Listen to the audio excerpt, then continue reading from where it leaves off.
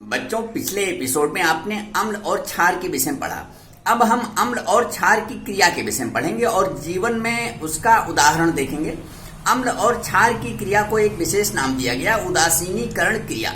जब भी अम्ल और क्षार आपस में क्रिया करते हैं तो उदासीन पदार्थ लवण और जल बनते हैं। इस क्रिया को उदासीनीकरण क्रिया कहते हैं। उदासीनीकरण क्रिया एक प्रकार की उभय अपघटन क्रिया होती है और जीवन में उदासीनीकरण क्रिया का कहाँ कहाँ लाभ है ये हम आपको बताएंगे। आइए यहाँ देखिए बच्चों, अम्ल प्लस क्षार, अम्ल और क्षार की क्रिया से लवण और जल बनता है।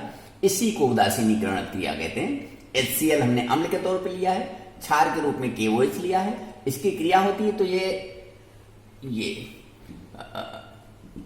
क्षार का धनात्मक आयन और अम्ल का ऋणात्मक आयन एक साथ आके ये लवण बना लिया। पोटेशियम क्लोराइड ये लवण है और OH आयन और हाइड्रोजन आयन ये मिलके जल बना लेते हैं। इस तरह की जो क्रियाएं होती हैं इनको उदासीनीकरण अपक्रिया कहते हैं। अब हम जीवन में देखेंगे उदासीनीकरण अपक्रिया हमें कहाँ कहाँ दिखाई देती है। बच्चों, शरीर में भोजन के पाचन के लिए हमारे आमाशय के अंदर हाइड्रोक्लोरिक अम्ल बनता है। कभी ये अम्ल की मात्रा अधिक हो जाती है तो उस दशा को एसिडिटी कहते हैं। ऐसी दशा में देखा होगा मिल्क ऑफ मैग्नीशिया या मैग्नीशियम हाइड्रोक्साइड के टेबलेट होते हैं, उनको हम ग्रहण करते हैं तो वो क्षारीय होने के कारण स्टमक में या आमाशय में वो उपस्थित अम्ल को उदासीन कर देते हैं। इसी प्रकार से जो दिन भर हम खाते रहते हैं, इस वजह से हमारे मुंह के अंदर का जो वातावरण होता है वो अम्लीय होता है।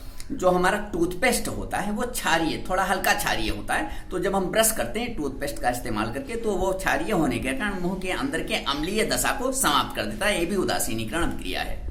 बच्चों, शरीर से निकलने वाला पसीना जो होता है हल्का अम्लीय होता है।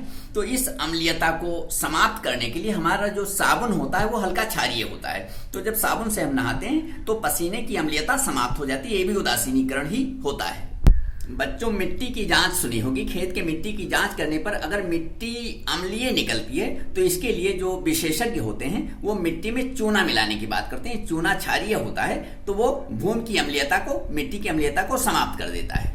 इसी प्रकार कभी कभी मिट्टी की जांच में मिट्टी क्षारीय निकलती है। ऐसी दशा में जो जीवों से उत्पन्न उर्वरक होते हैं उनको हम खेतों में डालने की सलाह देते हैं। वो अम्लीय होते हैं और मिट्टी की क्षारीयता को समाप्त कर देते हैं। हाँ बच्चे, मिट्टी के क्षारीय होने पर उसमें जैव कंपोस्ट मिलाते हैं। ये गृह कार्य है, इसको करके कॉपी की फोटो खींच के व्हाट्सएप कर देना।